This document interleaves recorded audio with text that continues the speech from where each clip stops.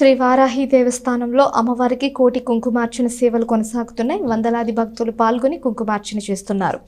తెనాలి సమీపంలోని కొల్లిపర మండల గ్రామం కుంచవరంలో వెంచేసి ఉన్న శ్రీ వారాహి అమ్మవారి దేవస్థానంలో పెనుగొండ పీఠాధిపతి శ్రీ ప్రజ్ఞానంద సరస్వతి బాలస్వామీజీ స్వయం పర్యవేక్షణలో కోటి కుంకుమార్చన కొనసాగుతోంది.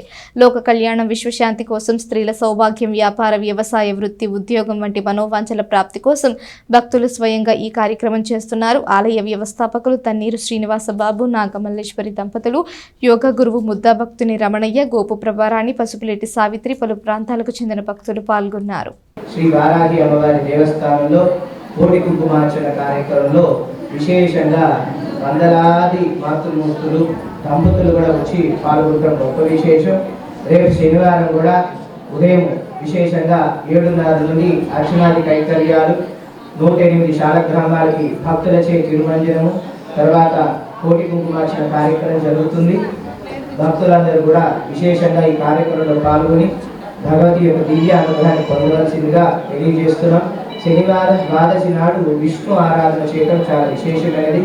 వైష్ణవి వారాహి అమ్మవారి దగ్గర ఆరాధన ఇంకా విశేషం. మనకి అమ్మవారి చేతిలోనే శంఖ చక్రాలు ఉంటాయి అన్నమాట. అమ్మవారి యొక్క మూర్తుల నామం కూడా చిరునామమే ఉంటుంది అన్నమాట. అంటే సౌమ్య స్వరూపిణి, లక్ష్మీ స్వరూపిణి అమ్మవారు. ఆ అమ్మవారికి ద్వాదశి శనివారం నాడు ఆరాధన మాఘమాసంలో ఇంకా విశేషం అన్నమాట. కావున తర్వాత రోజు మనకి శివరాత్రి ముందు విష్ణు ఆరాధన చేస్తున్నాం. తెల్లారి శివ ఆరాధన, ఆ కార్యక్రమం కూడా మనకి రాఖ్యం ఉందన్నమాట. ఇక్కడ శివరాత్రి రోజు కూడా అభిషేకాలు చేసుకునే అవకాశాలు కూడా ఇస్తున్నాం అన్నమాట. కావున అందరూ శ్రద్ధాభక్తులతో ఈ అర్చన కైంకర్యంలో పాల్గొనవలసిందిగా తెలియజేస్తున్నాం. ఈ కోటి కుంకుమార్చన కూడా భక్తులు తమ స్వహస్తాలతో ఉచితంగా చేసుకునే అవకాశాన్ని మన ఈ యొక్క వ్యవస్థాపక అధ్యక్షులైన తన్నీరు శ్రీనివాసబాబు గారు, శ్రీమతి నాగమల్లేశ్వరి దంపతులు సంకల్పంతో చేయిస్తున్నారన్నమాట.